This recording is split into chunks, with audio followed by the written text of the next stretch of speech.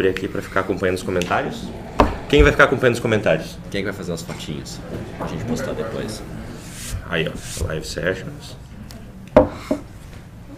Agora deu. Então tá, então. Estamos todos prontos? Podemos ir? Mas tá com som ainda, né? Tem que tirar o som. Tem que tirar o som lá, bonito. Ele tá em outra janela aberta, o jovem padawan lá.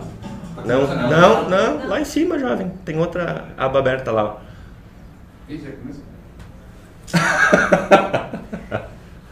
Ah, que maravilha. Então tá, estamos ao vivo? Ó, tô me ouvindo aí em algum lugar. Muito bem, muito bom. Então começando aqui mais uma live, o episódio 2, que veio depois do episódio 3, porque o episódio 2 foi cancelado. Aí então a gente tá fazendo o episódio 2 depois do episódio 3. Eu queria dizer que na Mentira hoje a gente tem 2 convidados aqui para falar com a gente sobre o ecossistema de startups, então gostaria de convidá-los a se apresentar nesse microfone que hoje vai nos ajudar a ser ouvido por todos na transmissão. Legal. Fiquem à vontade aí, digam. Bom dia, meu nome é Diogo, sou fundador da GetUp Cloud. Que rápido, cara. Sucinto, né? Eu achei que você fosse contar um pouco de histórico agora, e tal. Não, agora a gente desenvolve. Bom, vou demorar um pouquinho mais que esses bom. 2 segundos. Vai fundo. Bom, eu sou Felipe, sou sócio da The Bakery London, que é uma empresa de inovação aberta britânica que chegou no Brasil recentemente. E também sou um deal maker do governo britânico, apesar do nome legal. Basicamente o que um deal maker faz, a gente busca as melhores startups, no meu caso na América Latina, e ajuda essas empresas e empreendedores a transformar a empresa deles em empresas globais, usando o Reino Unido como uma plataforma de aceleração do negócio. Então é basicamente isso. Tu já conhece a rainha? Não. Legal. Cara, primeiro eu queria agradecer vocês dois por estarem aqui. Sei que é cedo, assim, a gente até tem o desafio de saber se o pessoal vai assistir a nossa live numa manhã de... Hoje é quinta-feira, muito bem. A gente espera que o pessoal consiga acompanhar. Quem não acompanhar, como sempre, depois o vídeo vai estar disponível no YouTube. Vocês também quiserem compartilhar, aí fica o convite. Como eu falei, então, hoje a gente está aqui para falar um pouquinho sobre o ecossistema de startups. A ideia é trocar um pouquinho das experiências deles conosco, para a gente aprender como é que esse ecossistema, como é que essa cultura diferente se relaciona com uma cultura de uma empresa mais tradicional como uma Yara da vida ou como qualquer outra empresa desse porte, né? A gente estava falando aqui um pouquinho antes de começar essa live sobre os desafios que uma empresa como a Yara tem para fazer uma contratação de uma empresa, para fazer a mudança de um processo, para, enfim, mover esse grande elefante branco que são essas empresas multinacionais. Então, aprender um pouquinho com vocês sobre essa questão da vivência mesmo, num ambiente mais simples e ao mesmo tempo mais inovador, um dos objetivos que a gente tem aqui hoje. A gente tem alguns tópicos que eu conversei também aqui com vocês rapidamente antes. A gente vai ter 30 minutos de live, entre 30 e 45. Como sempre, façam perguntas ali pelo chat. Feedback se o áudio está melhor também seria legal. Eu vi que o Davi já escreveu aqui pra gente dizendo que está melhor, o que já começamos bem, né? Fico feliz, porque a gente, de novo, tem uns microfonão aqui, ó. Então, é isso aí. Para começar, gente, eu queria que vocês falassem um pouquinho da história empreendedora de vocês. De onde é que vocês vieram, por que vocês decidiram empreender, como é que vocês estão aqui hoje, para além dessa breve introdução aí que vocês nos trouxeram. Tá bom, posso começar? Claro, fique à vontade. Eu cresci numa família empreendedora. Meu pai, empreendedor desde sempre. Eu acho que sempre respirei o empreendedorismo. Cresci vendo isso, meu pai fundando uma empresa com sociedade, depois saindo, abrindo outra sozinho, iniciando do zero. A gente fala muito dos processos hoje de lean, de ter focado, de ter laser focus. Na época não existia nada disso, nós estamos falando de década de 80. E é engraçado que meu pai começou a empresa dele, que ele começou sozinho, ele começou super focado, ele vendia um único item, um único produto, e quando ele ficou bom naquilo, ele foi escalando para outros produtos e desenvolvendo o negócio até que virou um monstro, né, a empresa, depois de 15 anos. Então eu cresci nesse ambiente, né? Eu fundei minha primeira empresa, eu acho que com 21, 22 anos. Fazia internet via rádio antes de ter Good Times. Antes de ter banda larga no Brasil, não tinha chegado ainda cable modem, nada disso, era só acesso discado. Então foi um desafio bem grande, a gente estava levando banda larga primeiro para as residências, em condomínios, depois a gente começou a ampliar isso para as grandes empresas. Essa foi minha primeira empresa, vendi ela 5 anos depois, fundei uma segunda, já no mercado de data center, falando um pouco de hosting, até chegar hoje na GetUp. Eu vou falar um pouco sobre a empresa agora, porque eu acho que aí dá o gancho. Então eu comecei lá numa parte de infraestrutura, fui para uma parte mais de data center, ainda muito ligado em infra, um pouco afastado do negócio, mas eu acho que com esse processo de transformação digital, que acho que quando a gente começou na GetUp ainda não se falava tão forte nisso, mas já se falava na TI alinhada ao negócio, a gente viu que a TI alinhada ao negócio está muito ligada às aplicações, as aplicações estão muito ligadas ao business, principalmente hoje, quando se fala de Digital Transformation, está tudo ligado a software, a aplicação de alguma forma. E aí que nasceu a GetUp, com uma plataforma para rodar aplicações, só que de uma forma muito mais ágil. Hoje a gente está com foco em empresas grandes, a gente procura levar para dentro da grande empresa a agilidade que a gente tem no mundo das startups, quando a gente fala de desenvolvimento de software, levar software para a nuvem, rodar isso, dar escala nessas aplicações, testar, validar os modelos, voltar, ajustar e vir de novo com modelo novo. Então, a gente tenta trazer isso para dentro da TI tradicional de grandes empresas. Não é uma tarefa fácil, é bem difícil. Tem muita questão de não só mudança tecnológica, essa é fácil, mas tem uma mudança de cultura muito forte. E essa é a mais difícil de ser feita. Tá? Legal. Show. E aí, Felipe? Bom, eu não vim de uma família empreendedora. Eu sou engenheiro, eu brinco que o sonho da minha família é que eu fosse um operador da Volkswagen ali, ficasse apertando o parafuso. E é bem brincadeira mesmo, mas é meio que isso.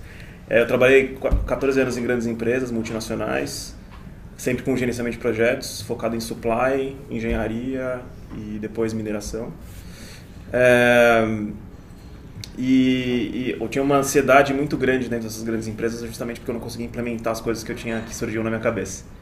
Era muita burocracia, muito ego, muita gente dando palpite, pitaco, e aquele negócio, não mexe nisso não, que esse queijo aí é de outra pessoa. Não mexe com isso não. Mexe. Quando eu morei em BH, a palavra que eu mais escutava era mexe com isso não. Então, pra você ter uma noção, em 2004, eu estava falando em aplicativos mobile para grandes multinacionais e geolocalização via satélite. Era uma empresa de cosméticos, Avon, que hoje tem 1,9 milhões de entregas a cada 15 dias. E a ideia era geolocalizar todas essas entregas, né, e para melhorar as rotas, etc. Isso em 2003, 2004. Então imagina que não tinha iPhone, né, era um aplicativo VoAP, um Nokiazinho fuleiro. Então a galera falava que eu era louco, né? Cara, você é maluco, você tá louco, quer construir um aplicativo no celular, cara, que é isso? O celular é feito para ligar, né? Tá doente? E eventualmente esse projeto foi implementado, mas demorou praticamente 6 anos para isso acontecer. Então essas são as frustrações, né, internas aí de um funcionário de uma grande multinacional. E eu acabei pedindo demissão algumas vezes dessas empresas. Uma delas foi para Davon mesmo, foi para atravessar o Canadá de bicicleta de costa a costa. Uma boa motivação. Sabático que todo mundo faz agora, né? Foi um sabático, mas foi um empreendimento, na verdade. O propósito dessa viagem foi arrecadar grana e equipamentos para reequipar um hospital no sul. Legal. E via Rotary. E foi um projeto super bacana. E aí depois eu voltei a trabalhar em Walmart, Vale do Rio Doce, etc. E saí em 2015 para montar uma startup. E antes de montar essa startup, eu comecei a pesquisar e fui fazer algumas viagens. Então fui para Nova York e tal. E acabei conhecendo um cara que nada mais nada menos, o cara inventou Cloud Computing, inventou os mapas digitais. E ele tem mais, 100 patentes no nome dele. Não preciso falar que ele ficou bilionário com menos de 30 anos de idade. É um bom case. Né? E aí eu falei, voltei pro Brasil e falei assim, cara, ele tem um fundo hoje, ele tem 9 aceleradoras no mundo, 2 em São Francisco, Nova York, Irlanda, uma em Londres e 2 na China, cada um com um tema diferente. E a que eu conheci era de alimentação especificamente, em Nova York. E aí eu falei, preciso voltar aqui de algum jeito, entrar nessa rede.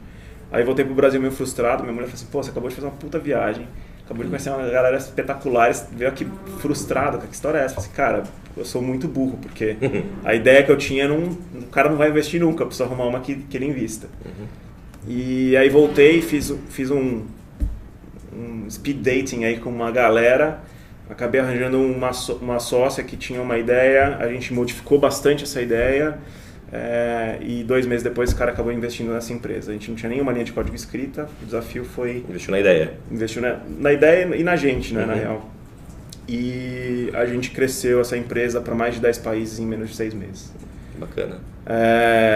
Tão rápido ela subiu, tão rápido ela desceu. Eu tive um problema aí societário, aí decidi fechar a empresa, devolver o dinheiro para os investidores e voltar para o Brasil. Quando eu fiz isso, eu acabei conhecendo o que era o mercado de startups e empreendedorismo aqui no Brasil, porque eu saí de grandes multinacionais e fui direto para Nova York. Então, e essa experiência foi super bacana, que eu fui convidado pelo Google para palestrar no Startup Grind em São Francisco, na conferência do mais de 6 mil pessoas, junto com o fundador do YouTube. Então, assim, foi uma mega experiência de startup na veia, assim, americana. E aí voltei para cá e falei assim, bom, beleza, agora eu tenho que encarar a realidade e ver o que eu consigo fazer do limão a limonada aqui no Brasil. E aí acabei começando a investir em algumas startups. Uma delas foi hoje investida pelo Facebook, outras estão agora com outros rounds de investimento crescendo também. Estão indo super bem. E eventualmente eu conheci um pessoal do consulado que me apresentou... Eu tenho um hábito de tomar um café por dia com uma pessoa diferente todos os dias. Também isso faz bastante diferença na minha vida. Apesar de não colher no curto prazo, no longo prazo isso faz muita diferença. E aí eu acabei conhecendo o pessoal do consulado britânico que me apresentou o Andrew, que é o fundador da The Bakery. The Bakery, apesar de chamar a padaria, não vende pão, mas o que eles falam é "We bake innovation from inside". Então nem sei como é que traduz isso direito, mas tipo, empreendedorismo. Nasce a inovação de dentro dessas grandes empresas, né? Mas usando, obviamente, o Open Innovation, né? A inovação de fora. E aí é um outro cara que eu fiquei apaixonado pelo capital intelectual, assim, o cara espetacular, puta carisma, nunca fez faculdade e é um cara que construiu uma empresa e vendeu por algumas centenas de milhões de pounds e depois montou a The Bakery e foi o primeiro, coincidentemente, ele foi o primeiro deal maker do governo britânico, um dos primeiros, na verdade, começou com um grupo de 3 pessoas. E aí, hoje somos 23 dealmakers, eu sou o último dealmaker a entrar nesse grupo. Justamente porque eu acabei virando sócio do Andrew. Porque quando o Andrew falou assim, pô, agora tem um sócio no Brasil. A The Bakery está em todos os continentes. Então a gente tem gente na Austrália, Singapura, Londres, São Francisco e agora Brasil. Só que eu sou o único sócio da empresa, fora os fundadores. Aí o Andrew comentou com o governo e falou assim, você tá gagá. Não é possível, você vai ter um sócio no Brasil, com um monte de escândalo de corrupção rolando. O cara, você tá louco, né? Quando esse moleque vir para Londres, traz ele aqui que eu quero fazer minha due diligence. Aí eu fui lá, conheci o Derek, eventualmente, e ele, 2 meses depois, eu virei um dealmaker do governo. Então foi uma história bem, longa. Mas acho que é legal falar, porque é um público que vem de grandes corporações e tal, e também quer entender um pouco esse outro lado, né? Essa questão que tu trouxe está conectada, inclusive, com um dos assuntos aqui, que é a questão da cultura. Quando a gente olha para, tu mesmo falou, né? Quando a gente olha para uma empresa como a Yara, como a Avon, como qualquer empresa desse tamanho, como é que vocês enxergam essa diferença entre o dia a dia de uma startup, a flexibilidade da startup e o crescimento a expectativa que você tem em cima dela versus uma empresa como a Yara ou como o governo britânico e tipo a lentidão e a expectativa inversa que eles têm em relação a uma pequena startup, uma startup em scale, escalando? Como é que vocês enxergam isso? Acho que a gente tem que observar, a gente tem que cuidar a ótica dos dois lados. Acho que a startup não pode entrar com a ideia de que vai colocar o seu modelo dentro de uma grande empresa. A grande empresa, ao contrário da startup, ela tem um modelo de negócio provado, o risco para ela é muito maior, e a startup precisa entender um pouco disso. Por outro lado, a grande empresa tem que entender que a startup vem e cresce na velocidade que cresce e conseguem provocar disrupções no mercado porque ela tem um modelo de tomar alguns riscos. Então, acho que eu trato isso sempre como encontrar um meio caminho. No nosso caso, que a gente vende para rodar aplicações junto à TI da empresa, e aplicações muitas vezes que sustentam o negócio, que servem de interação dos seus usuários, a gente vê que é super importante, coisas que numa startup não tem, questões de governança, por exemplo, a gente leva isso muito a sério, porque a gente sabe que numa grande empresa isso é super importante e precisa ser observado. Então acho que talvez o erro das startups nesse ponto de algumas é não observar essas particularidades de uma grande empresa, que são importantes ser observadas, e por outro lado das grandes empresas querer ir num modelo super rígido e não tomar nenhum risco. Eu acho que é importante também para a grande empresa tomar um risco calculado, mas tomar um risco. Não punir as pessoas por elas errarem. Eu acho que hoje existe um grande medo de CIOs, principalmente, não só de perder seus bônus, mas de perder o emprego muitas vezes, porque a empresa ela quer inovação, mas ela não criou um ambiente propício a isso. Ela ainda tem as mesmas metas, espera os mesmos resultados. Tem um termo legal que é o seguinte, me diga como você me mede, que eu digo como eu vou me comportar. É um bom ditado. Então, desculpa, não, eu acho que ele está corretíssimo. Assim, o que a gente vê é que normalmente as grandes empresas querem mitigar risco, né? Ou não arriscar, e o empreendedor, uma startup, ele vive no risco, não tem outra opção, né? São motivações completamente diferentes. Ele falou, puta, você não entregou o que você prometeu que entregar, você não ganha teu bônus ou ganha menos bônus, né? Sim. Uma startup, putz, não prometeu que ia entregar, cara, o cara não come, não vive, não paga o aluguel. Então, as motivações são completamente diferentes, o que faz com que o empreendedor tenha uma velocidade completamente diferente também de entrega por necessidade, né? Sim. Então, não tem essa, tá pingando todo mês, né? Tá pingando todo mês, tá tranquilo, no máximo eu vou no shopping fazer uma comprar um carro novo, né?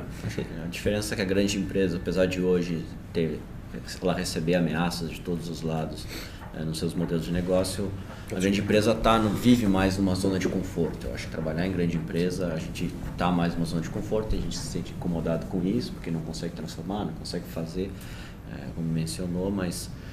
E a startup não, a startup é o tempo inteiro em zona de desconforto. E também isso traz uma incompatibilidade por natureza, né? Porque, putz, o cara está na zona de conforto, o outro está totalmente fora da zona de conforto.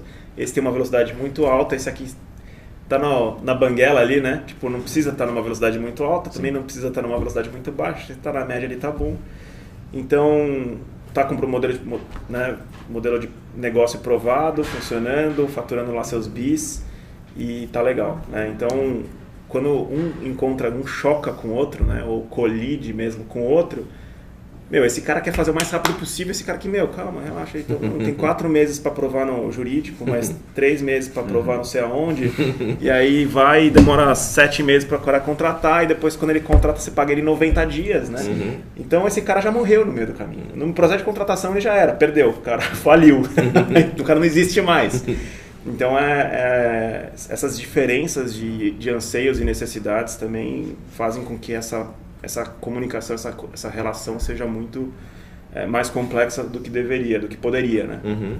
E do ponto de vista de vocês, assim, enquanto startups, o que vocês, ou antigamente pelo menos enquanto startups, o que vocês esperam de uma empresa como a Yara, assim, o que vocês gostariam que acontecesse, o que a gente pode aprender com essas dificuldades que vocês encontram? Se fosse assim, escrever agora as regras do jogo para criar essa interação do zero, como é que vocês fariam isso? Tem coisas que são... Pergunta fácil, né? Desculpa. Essa é puta sinuca de bico. Essa é cabeluda. Mas, assim, das nossas experiências, que a gente, sem mencionar nomes de empresas, mas vou contar um pouco de alguns casos de empresas que a gente atende e a gente vê no dia a dia. Começa com coisas simples como um limite de alçada para as áreas, até mesmo financeiro.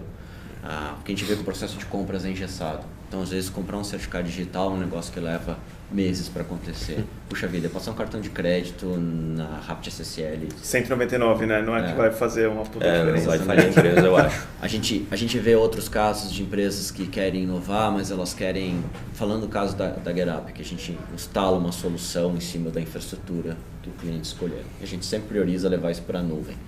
Tenho medo de ir para a nuvem. Então, são coisas que... sendo bem prático, são barreiras às vezes simples de serem transpostas, mas que parece que a empresa não quer tomar um mínimo de risco ali. Então acho que um limite de alçada para as áreas, eu não quero usar a nuvem, mas tudo bem, para esse projeto aqui, vamos usar a nuvem. Escolhe um projeto de menor importância, de menor risco, e testa, valida o modelo, envolve as áreas de segurança. Ok, a gente está pronto agora para o modelo. A gente teve um outro caso com uma empresa que eu loquei, são nossos clientes, eu loquei veículo, são locadoras de veículos, eu loquei veículo por eles. E eu fui multado, eu recebi a multa porque a placa do veículo estava em rodízio, e eles disseram no contrato que eu não seria multado, tinha uma cláusula lá, estava assinalado, mas era um campo texto, aquilo não é um sistema. Depois, atendendo eles, eu fui entender por quê. Porque para ganhar um servidor novo, para o desenvolvedor poder publicar uma aplicação nova, iniciar um processo, eles levam 3 dias para ganhar a máquina. Quando que na nuvem a gente poderia subir isso rápido. Então, assim, acho que identificar essas pequenas barreiras. Acho que a gente tenta pensar numa transformação gigante na empresa. Acho que a gente tem que olhar para ela como onde é que a gente vai chegar e fazer uma engenharia reversa e traduzir isso para coisas triviais e banais do dia a dia. A gente fala muito de planejamento estratégico, e aí nós já estamos indo de novo para o modelo da grande empresa. A startup, ela quebra, acho que todo grande desafio pode ser quebrado em pequenos desafios não tão complexos. Isso aí, e você ir rompendo eles um por um. Esquecer um pouco o big picture e querer ter ele inteiro desenhado, eu não sei. Eu sei o meu desejo é esse aqui. Mas como é que atividades eu tenho que derrubar aqui no meu dia a dia para conseguir chegar lá? Então, não vou dar uma resposta super estratégica. Ela é prática, ela é nas pequenas coisas do dia a dia. Eu sou um ciclista e eu participo de algumas competições. E ontem eu li um exemplo que eu vinha conversando com o pessoal lá na empresa, que reflete muito isso. Eu vou correr uma prova agora que sai de Santo Antônio do Pinhal e vai até Campos do Jordão. Então tem um desnível de mais de 1.000 metros ali. Se eu olhar para onde eu vou chegar, se eu conseguisse olhar de Santo Antônio do Pinhal para Campos do Jordão, eu não vou subir isso aqui, impossível. Mas a gente olha para 500 metros à frente. 500 metros à frente eu consigo subir. Perfeito. Eu vou quebrando de 500 em 500. Em 500 em 500 até chegar lá em cima. Então acho que meus 2 centavos aqui para as empresas quebra pequenas coisinhas, torna pequenos processos mais fáceis, porque no todo eles vão fazer uma grande diferença. Legal. Você está quase vendendo a The Bakery aqui para mim. Mas é o que a gente acredita, é o que a gente tenta levar quando a gente trabalha, embora a gente não faça transformação cultural dentro das empresas, a gente tenta compartilhar um pouco do nosso modelo, de como é que a gente faz, dar algumas sugestões. Então não sobe essa aplicação aqui que é o teu ganha-pão, vamos subir essa menor, vamos começar por ela, você se acostuma, passa pela curva de aprendizado, derruba alguns preconceitos que tem aqui dentro e a gente move para aquela mais importante. O que o mundo ideal hoje, para mim, eu também vendo para grandes empresas, né? Apesar de não ser mais uma startup, mas a gente está em contato todos os dias com pequenas, médias e grandes startups, e grandes e gigantes multinacionais do mundo inteiro. Para mim, acho que tem 2 coisas principais, assim. Acho que tem essa questão dos processos, né, internos, tipo, compras. O primeiro, jurídico e compras e crédito são as 3 primeiras barreiras, né, internas. Mas tem uma barreira antes comercial que é setar a expectativa do cara que está contratando uma startup ou um programa de inovação ou, né, um fornecedor, seja ele qual for, com o que realmente essa outra parte entrega. Porque hoje no mundo da inovação é assim, inovação, blockchain, AI, VR, AR, Neymar são palavras da moda, né? São palavras da moda e significam milhares de coisas diferentes. Cada um enxerga a inovação com um significado completamente diferente. Então, acho que você tá essa primeira expectativa, assim, cara, beleza, você quer fazer inovação por quê, né? O que significa inovação para você? Qual que é o teu objetivo? E aí, um pouco do trabalho do que a gente faz. Qual que é o teu maior desafio dentro da sua área, dentro da sua alçada ali, né? Cara, legal, então a gente vai tentar resolver esse seu maior desafio. Como? Com baby steps. A gente chama de smallest first step, né? O primeiro e menor primeiro passo que a gente pode dar para aquele maior desafio teu seja resolvido, solucionado. Sair da inércia. Sair da inércia. Mas, então assim, primeiro é setar essa expectativa com as pessoas que estão ali contratando, com a diretoria C-level da empresa, né? o board da empresa, porque tem muito hoje que a gente fala aí de Fashion Week, né? Então é cara que diz que faz inovação, mas resultados reais não estão entregando. Então para mim isso me incomoda muito ver, porque eu já tive do outro lado e eu ficava puto com isso, eu queria entregar resultado, não queria mostrar PowerPoint bonito de consultoria top de linha. Eu queria fazer o negócio acontecer e entregar resultado. Então acho que primeiro acertar essa expectativa e mostrar que é possível entregar no curto prazo com pequenas entregas que podem potencialmente resolver esses seus maiores desafios. Um processo de inovação incremental. Perfeito. Uma melhoria contínua. Perfeito. Muito bom. Eu esqueci de avisar para o pessoal que está na live, mas como sempre, quem tiver alguma pergunta e tal, pode colocar ali no chat, né? Eu não sei se já tem alguma pergunta aí no chat, mas enfim. Mas, enfim, fiquem à vontade, a gente está aqui para isso. Tu falou em Fashion Week, eu lembrei de uma outra coisa aqui que eu queria perguntar para vocês. Agora a gente olha para o mercado, assim, tem programas de aceleração por todo lugar, tem incubadoras brotando de tudo que é jeito. E por que está acontecendo essa coisa essa moda de startups? Se é que eu posso chamar de moda. Por que está todo mundo falando de startups? O que aconteceu? Cara... É porque é legal? O que tem por trás disso? Eu acho assim... Os cabeça branca, né, das grandes corporações começam a conhecer, né, Airbnb, Uber, né, começa a pegar 99 táxi, começa a usar Spotify, aí os filhos começam a falar, né? Um dia me falaram o seguinte, falaram assim, cara, o presidente da empresa X estava jogando golfe com o presidente da empresa Y, né? Daí o cara chegou e falou assim, cara, contratei uma startup, assim, foi demais. O cara mudou a minha vida. Aí o outro chega e fala assim, para os diretores dele, fala assim, desculpa o termo, o que é essa porra de startup? Por que a gente não tá vendo isso aqui ainda? E aí sai um monte de formiguinha, assim, o cara pisa no formigueiro, sai nego pra todo lado. Temos que fazer coisa com startup. O que é isso? Não sei, não sei onde mora, não sei o que come, não sei o que veste, né? E aí começa essa corrida louca por esse relacionamento com startup. E aí isso vem também um pouco do qual é o objetivo disso, né? Para que você quer realmente fazer esse relacionamento? Por que é importante e estratégico para você? Então, eu acho que é um pouco disso que a The Bakery nasceu. Cara, tem um monte de aceleradora vindo. Cara, bem sucedida é o Y Combinator. Todas as outras no mundo não são somadas, não deram o resultado que só o Y Combinator deu no mundo, até hoje. Né? Que é onde sai o Airbnb, onde sai o Spotify, enfim, Dropbox. E tá todo mundo tentando falar, não, agora todo mundo tem que ter uma Corporate Accelerator aí, né? E não traz o resultado de fato para dentro. Então, a gente vê no passado, Coca-Cola Founders, que era a aceleradora da Coca, a própria Wire da Telefônica. Aqui no Brasil a gente tem a Oxigênio, que ainda está indo muito bem.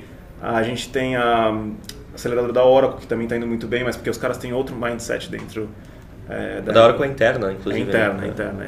É super pequenininha, é demais, vale a pena conhecer se vocês não conhecem. Mas a aceleradora da Coca, de repente os caras estavam em 30 países. Chuta quantos países eles têm hoje? Sei lá, nenhum. 0. Porque muda o CFO, o cara fala, cara, que vocês estão gastando um monte de... O que trouxe de retorno isso aqui? Nada. É longo prazo. Longo prazo, cancela, bicho. Cancela, bateu crise aqui... Tem que entregar e vambora, e cancela mesmo. A Wire mesmo cresceu um monte, aí hoje está em menos países. Continua uma aceleradora muito boa, mas em menor escala. Interessante. Acho que ela está pegando, falando especificamente da Wire, até porque a gente foi investido recente por eles, ela está muito específica em gerar negócios com a própria Vivo, Telefônica, usar a sua rede também para gerar negócios. Perfeito. É uma postura um pouco diferente, acho, das aceleradoras no passado. Ela está muito mais pontual, pensando mesmo em gerar negócio, acelerar essa empresa, preparar ela para uma rodada maior. É que tem uma etapa antes, né? Eu acho que assim, a Wire está fazendo um trabalho espetacular. Eu conheço bastante eles lá, a Oracle também, a Oxigênio também. Mas tem um trabalho de preparar a cultura interna da empresa para receber isso daí, né? Sim. E o que não foi feito no passado, com a Coca, por exemplo, com a Wire no passado também. Então, e com outras, né? Tem N outras aceleradoras corporativas que nasceram e morreram na mesma velocidade. Eles têm um time lá bem focado em preparar, inclusive, acho que os diretores, a própria Vivo, a própria Telefônica, para esse diálogo com as startups, para geração de negócio. A gente tá tendo uma boa experiência lá com eles. o meu ponto de atenção, eu sempre vou trazer os pontos de atenção, porque eu acho que eles são mais importantes do que as coisas boas, são as coisas ruins, a gente tem que tomar atenção. Principalmente aprendidas, né? Principalmente sendo startup. Uma coisa que eu percebi, a nossa empresa estava no Cubo. Nós ficamos, acho que, quase 3 anos no Cubo. Legal. E lá a gente interagiu com várias empresas que estavam buscando inovação e entender o mercado de startups. E uma coisa que a gente percebeu é que muita empresa não está de fato buscando resultado nisso, ela está sondando, fazendo um screening ali, só que isso toma tempo do empreendedor. De todo mundo. E a gente via que, por exemplo, lá nós paramos de falar com o diretor de inovação. O diretor de inovação, se ele está ligado, se ele está do lado da TI, que é o nosso comprador, a gente vai conversar, mas ele tem que trazer a TI para a mesa. Porque a gente falou com muito diretor de inovação que estava só preenchendo a agenda dele, porque a meta dele era conhecer X startups no ano. É horrível isso. É um formigueiro. Tem que dizer isso, mas aconteceu muito. Eu vi isso acontecer com vários empreendedores, amigos meus. De a gente identificar que o processo até avançava, mas chegava no jurídico, compra, na superintendência, não sei da onde, e aquilo começava a ser empurrado para um lado, empurrado para o outro. Aí gera uma expectativa, fica no teu pipe ali, né? Que tem um contrato de, sei lá, 200 mil aqui para fazer, e o negócio enormes. Não fica, né? Não vai. E os contratos são enormes, a gente está falando... Aí você fala pro teu investidor, né? Fala assim, aqui tem um contrato no pipe que vai fechar a qualquer momento e não fecha nunca. Nunca. Eu tenho amigos que estavam com contrato de mais de 1 milhão, um único contrato. Imagina isso para uma startup. Contrato de 1,5 milhão, 2 milhões e meio, um único contrato. O cara parou a empresa para fazer aquilo acontecer. Se isso virar, é o contrato do meu ano, é minha meta do ano. Então eu vou botar todas as minhas fichas aqui, só que não vai. Então o ponto de atenção e aí a maturidade, eu acho que... Eu estou na minha 3ª empresa, eu tenho 43 anos. Tu vai ficar milionário agora por estatística, que no terceiro empreendimento as pessoas ficam milionárias. Espero que sim. E uma coisa que eu vejo traga para a mesa os interlocutores todos até a decisão. Se não na primeira etapa, mas já cria no pipe uma forma de engajar eles. Eu adoto um questionário muito sério quando interajo com grande empresa, que é saber se o cara tem budget, se o budget é para esse ano, quem é que decide, essa pessoa está na sala, não, essa pessoa não está nessa reunião. Perfeito. Vamos fazer realmente essa reunião? Quero ver esse seu lista de perguntas. Circo ou é de verdade? Será que vale a pena fazer essa reunião, já que o decisor não vai participar? Quando é uma primeira reunião, vale a pena. Mas se a gente vai para uma segunda, já tem que trazer alguém de decisão. Perfeito. Qual é o teu processo de compra? Eu já vi processos de negociação onde a gente é super apertado pelo nosso interlocutor e quando a gente chega em compras, tem mais uma espremida de preço. Então, acho que uma coisa que as aceleradoras podem trazer é um pouco dessa experiência de negociação com grande empresa. Eu vejo isso pouco em aceleradoras, algumas trazem. Na Wire eu estou vendo isso bastante, embora eu já adotasse isso, mas eu acho que é muito válido para algumas que não conhecem, não sabem as armadilhas que vão encontrar. Então fica esse recado. Eu acho que tem... Estruture bem o processo de vendas. Você falou uma coisa super importante também, que tem a ver com a pergunta. Justamente essa coisa cara, o diretor de inovação é responsável por inovação. Cara, puta mentira, a maior mentira da face das grandes corporações. Cara, a responsabilidade de inovação é de todo mundo dentro da empresa. Né? Tem um cara que ali, de repente, o PMO, que vai ser o diretor de inovação, que vai canalizar isso tudo e canalizar recurso para aquilo, de repente, se puder. Porque normalmente o recurso não está com ele também, né? Então o cara é quase que... Então... É de novo o Fashion Week, mas mas acho que é muito importante para as grandes empresas terem essa consciência, né? E aí, para isso, de novo, os pequenos passos, né? Pequenas inovações incrementais importantes, porque se achar que vai ser tudo disruptivo, outra buzzword aí tá hypado isso. Né? Putz, vai ser disruptivo, tem que ser um negócio que vai mudar. Cara, não vai, velho. Você não consegue nem contratar a empresa. Você quer mudar teu modelo de negócio, tá maluco. Legal. Eu ia te perguntar aqui sobre a questão falou de gerações, mas eu vou pegar uma pergunta que veio aqui pelo chat, que é a seguinte: que elementos culturais existem nas startups que é possível desenvolver em empresas mais maduras e consolidadas como a Yara? Que tipo de benefícios para nosso negócio isso pode trazer? Posso responder? Sentimento de dono.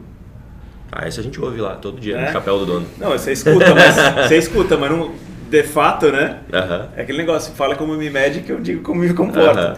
Então, acho que sentimento de dono é a primeira maior cultura que tem dentro da startup. Todo mundo ali tem que ter sentimento de dono, porque não, se um cara não faz um negócio, se o cara entregou metade ou entregou na média, ferrou, né, cara? Não tem como. Então, todo mundo entregando, dando o máximo de si ali para o negócio acontecer, acreditar na visão da startup para aquilo. Acho que essa é a primeira aqui. E aí não preciso nem dizer qual que é o benefício, né? Sim. Porque, pô... Acho que está respondido. A gente está aqui num espaço diferente e tal. Cool, exato. Muitas empresas também estão fazendo isso hoje, criando espaços legais para as pessoas se sentirem no Google, né? Para usar também uma referência que todo mundo usa. Como é que vocês enxergam isso? Vocês acreditam que o ambiente influencia na forma como as pessoas respondem à inovação, ao digital, essas coisas todas? Acredito que sim. Acho que o ambiente tem uma grande influência. Se for para um ambiente engessado, cheio de luz fluorescente e regras rígidas de dress code, etc., você não vai atrair os melhores talentos. E acho que aí só vai de mal a pior. Acho que o ambiente, sim. Só tem que cuidar porque tem muita empresa que espalha um monte de puffs numa área do andar. Circo também. Fashion Week. E acha que isso vai transformar. Eu acho que um modelo que eu acredito, eu acho que a Oxigênio é um exemplo disso. Aqui na Yara, pelo que a gente está conhecendo também, separou a área. Acho que afasta, porque a Oxigênio é Porto Seguro, mas é um prédio totalmente separado, né? Você tem outras regras, outra forma de se comportar lá dentro. Entendi.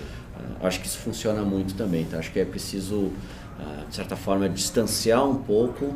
É legal a cultura do novo, conseguir aos poucos invadir o antigo, e às vezes separar pode ser um issue, mas se não separar... Eu acho que separar no início é muito importante, porque justamente você tem vários estudos dizendo, por exemplo, que o teu quarto, onde você dorme, tem que ter um cheiro específico, porque você entra numa zona de relaxamento e ali você consegue relaxar e dormir de fato.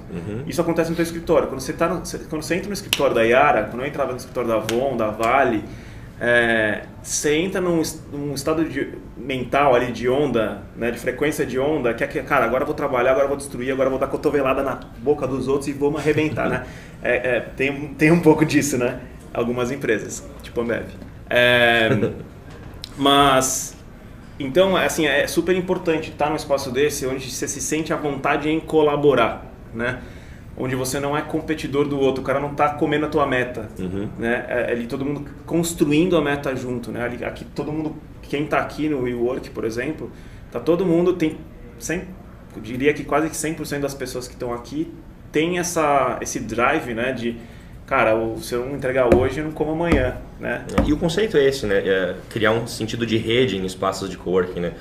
Tu olha que tem várias empresas e todas elas são convidadas a interagir entre elas, inclusive, né? Para que juntas elas cresçam. E em grandes empresas você não tem isso, cada um no teu silo, né? E não mexe no meu queijo. Bias. Então, legal. Acho que é super importante. Mas de novo tem que ter o... separa no começo, mas acho que depois é importante cada vez mais trazer o resto da corporação para entender o que é isso e depois fazer esse movimento interno de mudar a estrutura organizacional interna para também começar a entregar essa cultura. O Magazine Luiza fez isso, inclusive, né? Separaram, construíram e agora estão aos poucos trazendo o tradicional para dentro do Labs, gradualmente. Né? Legal. O papo foi bem bom, a gente está 9h45. Bem bacana, a gente tem bastante gente assistindo pelo que eu estou vendo aqui pelos números. A gente fala pra caceta. Não, achei bem legal. Eu vou convidar o pessoal que está ali do outro lado da câmera também, como a gente sempre faz, a deixar alguma dúvida, algum assunto desses que a gente falou aí nos comentários, porque a gente faz spin-offs das lives depois, a gente grava pequenos vídeos de até 5 minutos e posta no canal também. Legal. Então se alguém quiser saber mais sobre a The Bakery, sobre a GetUp, a GetUp, inclusive, que trabalha já com a gente tem uma startup. Para quem acha que a Yara não contrata startups, a gente contrata startups também. Então, convidar vocês para deixar as dúvidas de vocês ali, ou mandar por e-mail depois, ou mandar até pelo nosso site, do nosso canal ali também, fiquem à vontade.